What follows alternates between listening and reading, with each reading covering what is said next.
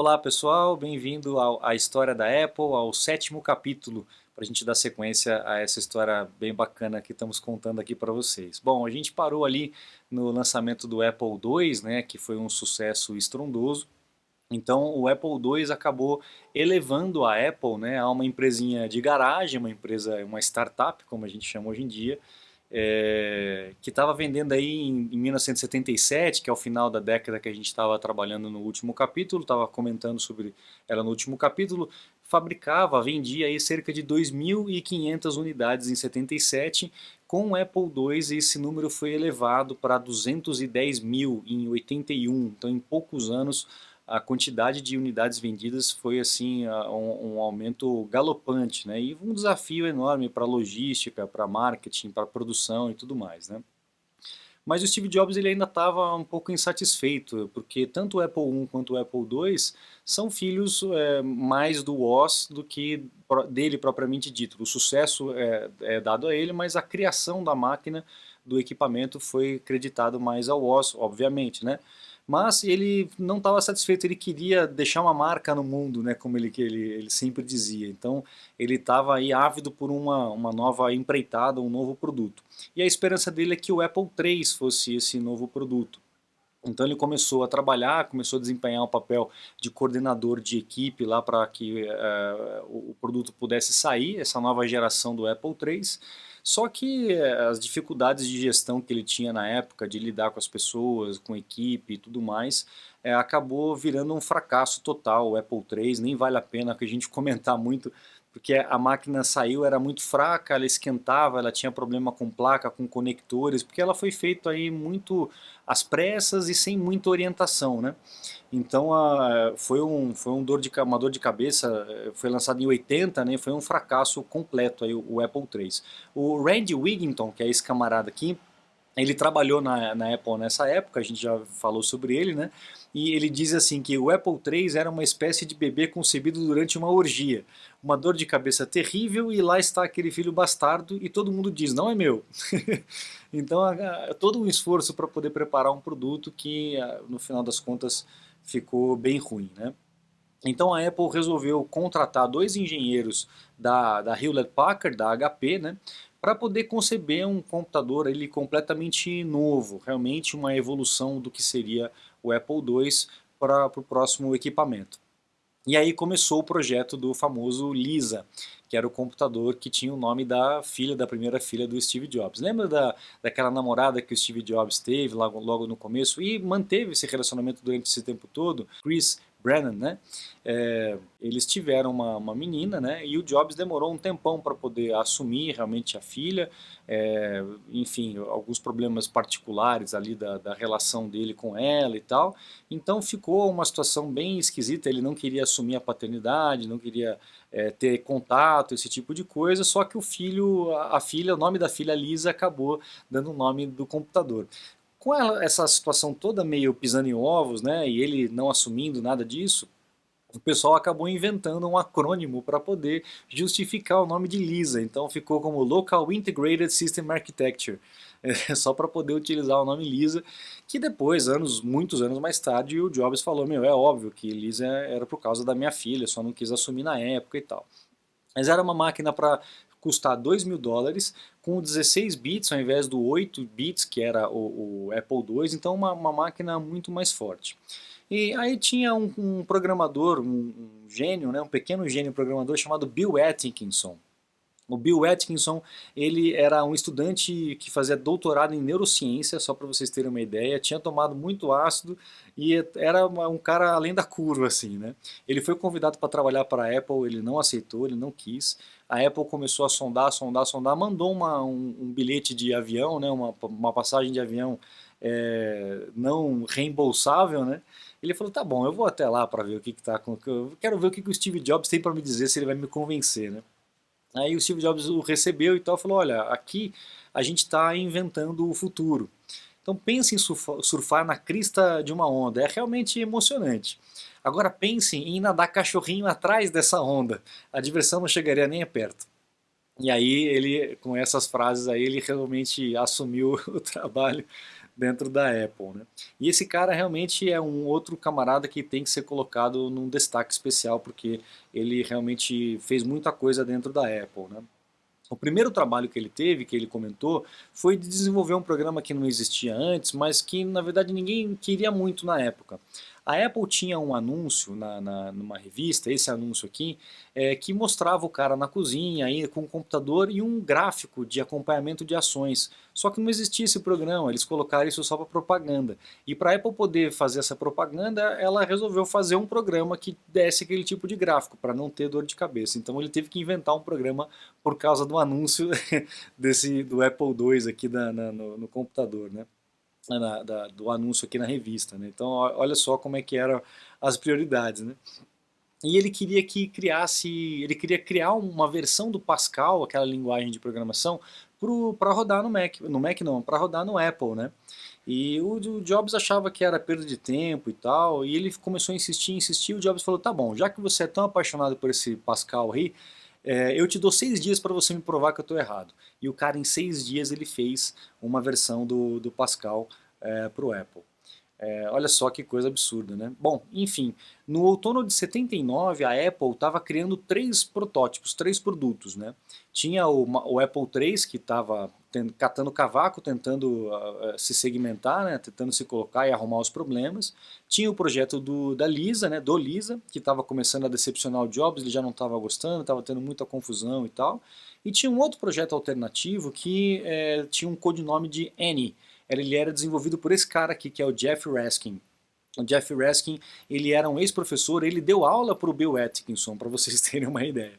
Né? E ele tinha uma ideia, uma visão de computador para as massas, computador para o povo geral. Então um computador relativamente bom, com um preço super acessível para realmente se tornar um computador pessoal.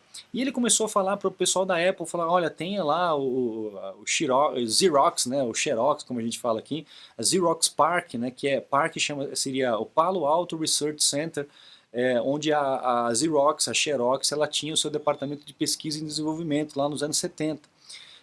Então era um terreno ali para a galera pirar realmente nas tecnologias. E até para vocês terem uma ideia da importância do parque, da Xerox, da Xerox, o Alan Kay trabalhava lá, para vocês terem uma ideia. Ele tem 2 frases muito famosas. A primeira é: a melhor maneira de prever o futuro é inventá-lo.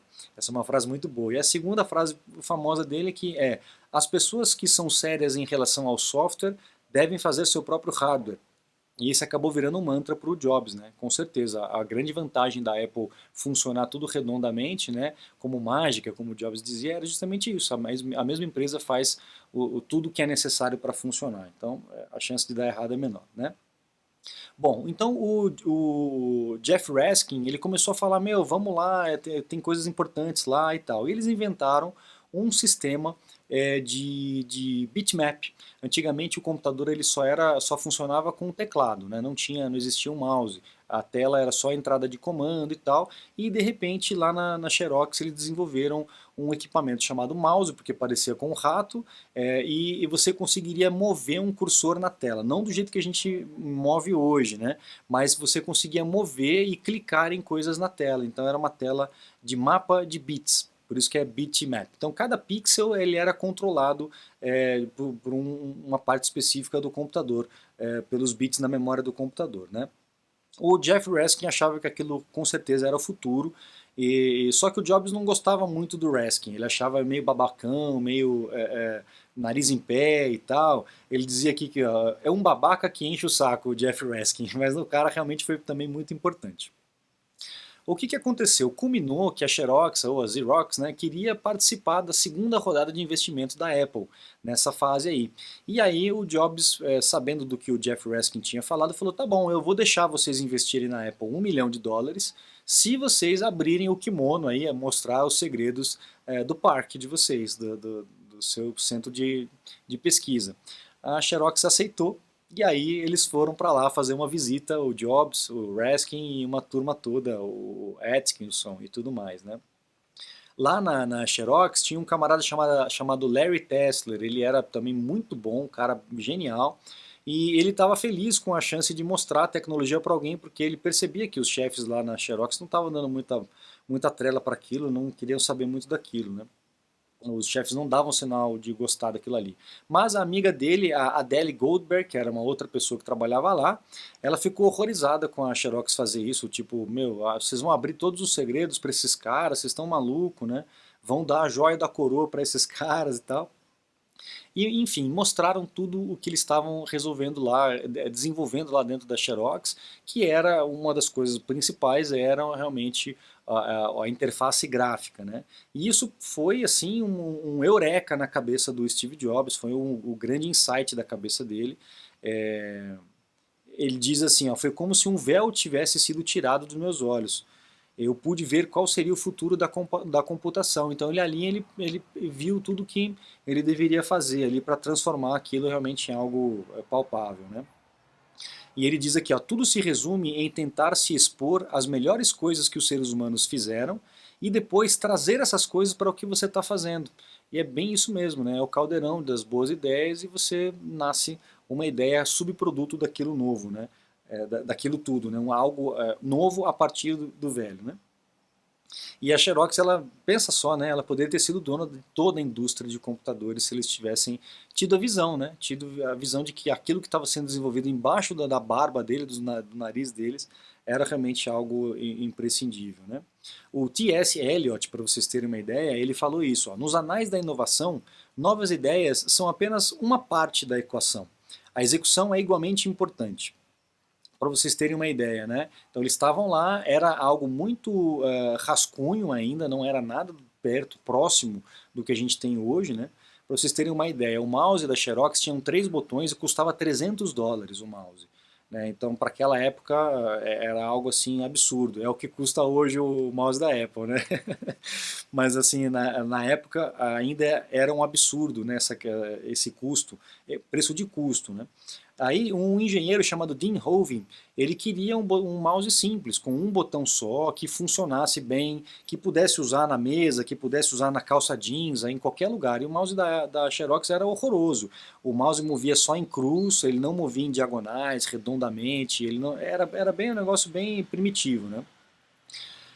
Então aqui a Apple transformou a metáfora do desktop em realidade mesmo, né? Em realidade atual, permitindo tocar, manipular e tal, e arrastar os arquivos. Então aquilo que você fazia na mesa, você trouxe isso para o computador. Você conseguiria pegar um arquivo com o mouse e arrastar e soltar numa pasta, que seria uma gaveta da sua mesa.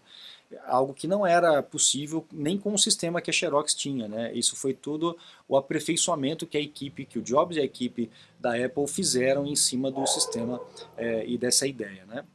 E aí foi lançado aí o Lisa, né? Só que um pouco antes disso, em 81, antes do Lisa e antes do Mac, né, a Xerox ela percebeu que o Jobs ficou muito interessado nisso aí e lançou uma máquina chamada Xerox Star.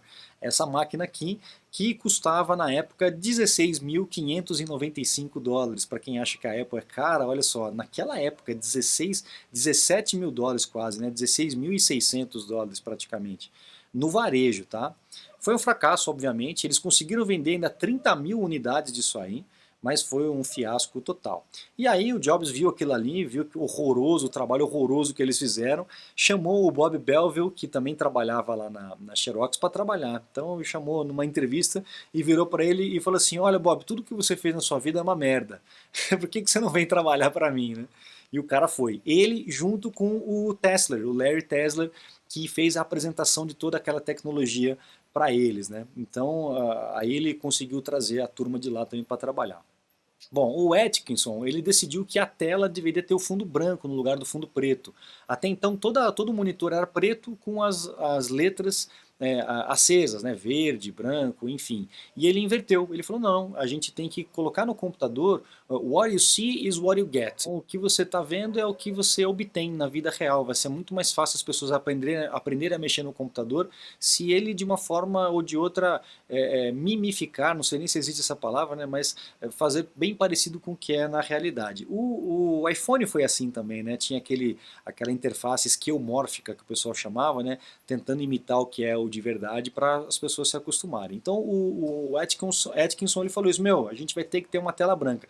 E os caras do hardware falaram, queria matar o cara, falaram, meu, como é que a gente vai fazer isso? Não tem condição e tal, monitor, fósforo, aquela coisa toda. Enfim, eles conseguiram fazer isso, né? Outra coisa que o Atkinson conseguiu fazer é que as janelas se sobrepusessem uma à outra, dando a impressão de camadas, né, que o computador tivesse um eixo Y, né, não fosse só para cima e para baixo, de esquerda e direita, tivesse uma coisa sobreposta à outra, né. Que mais aqui? O mouse, né, também conseguiram melhorar incrivelmente o mouse para mexer em todas as direções que antigamente não conseguia mexer. Tiveram que mudar toda a mecânica com aquela bolinha. Lembra que antigamente o mouse tinha uma bolinha embaixo que fazia a sensação da rotação e tal? E aí o Atkinson queria que a turma fizesse esse tipo de modificação nos mouses que vieram lá da Xerox, né? E o cara falou, meu, na boa, algo barato que custasse $16, que é o que você quer ali, não tem condição de fazer, um dos engenheiros falou. No dia seguinte o cara foi mandado embora, o Jobs mesmo mandou o cara embora. O Atkinson chegou lá, o cara já não estava mais lá. Já tinha um outro engenheiro que falou, meu, eu consigo fazer, pode deixar comigo que eu vou fazer. E conseguiram, né? Conseguiram fazer. Agora, lá dentro tinha uma disputa muito grande, né, dentro da equipe lá. Tinha o John Couch, que era um cara que, pessoal da HP, ele queria uma máquina mais para o mercado empresarial, uma máquina mais enxuta e tal. E o Jobs que queria fazer uma máquina melhor, uma máquina, né, bem acabada, uma obra de arte. Então tinha essa disputa interna. O Scott e o Markula, lembra do Scott, o CEO da Apple daquela época? E o Markula, que era o investidor, eles tinham a intenção de tentar botar uma ordem, que a brigaiada lá dentro realmente estava muito grande. E aí, em setembro de 1980, eles tramaram secretamente uma reorganização da empresa. O John Couch, ele acabou se tornando o chefe do projeto do Lisa, tiraram o Jobs da parada, botaram para escanteio. E também tiraram o papel de vice-presidente de pesquisa e desenvolvimento do Jobs. Ele acabou se tornando o presidente não executivo do conselho, ou seja, qualquer coisa, né, para o cara estar na empresa, mas ele não vai fazer nada, ele não tinha nenhum controle operacional do que estava acontecendo, né, ele realmente era um Aspone ali, qualquer um ali, né. E isso doeu aí pro Jobs, né, ele mesmo disse, isso doeu. Eu estava chateado e me sentia abandonado por Markula. Ele e Scott achavam que eu não estava em condições de dirigir a divisão Lisa. Ruminei muito isso. E realmente ele não estava. Ele, muito jovem, subiu a cabeça, ele tinha dificuldades de lidar com gente, com equipe e tudo mais, e estava levando realmente a empresa por um lado ruim. O Apple III já tinha sido um fracasso, a Lisa estava com um monte de brigaiada, essa história do nome, da filha dele, ele trazendo problema pessoal, enfim. E ele acabou levando essa na cabeça nesse momento em que estava sendo desenvolvido esse equipamento Lisa, que foi o primeiro computador com interface gráfica real, né? O que tinha lá da Xerox, o Star, era protótipo de protótipo, não tinha essa sensação, essa impressão de realmente um computador gráfico, o que acabou sendo bem aprimorado e apresentado no Lisa. E no próximo capítulo a gente vai dar sequência para o próximo item, que vai ser o próprio Macintosh, que seria o projeto N, que a gente comentou aqui nesse capítulo, e a gente vai dar sequência no próximo capítulo, 8º, né, se eu não me engano, da nossa sequência. Então eu fico por aqui. Eu agradeço a todos vocês que acompanham aqui a história da Apple junto comigo. Muito obrigado, um grande abraço e até o próximo. Tchau, tchau.